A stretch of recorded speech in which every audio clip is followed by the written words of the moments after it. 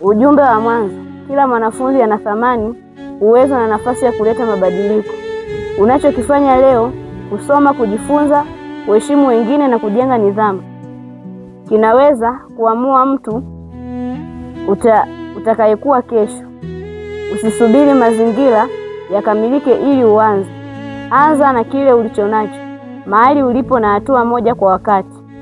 Sehemu ya kwanza: elimu ni uwekezaji wa maisha. Elimu si mtihani pekee.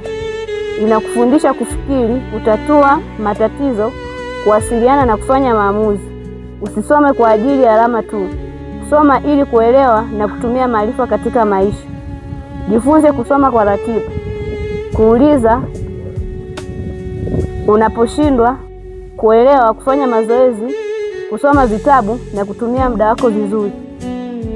Sehemu ya pili: ndoto yako ianze leo. Jiulize, nataka kuwa nani?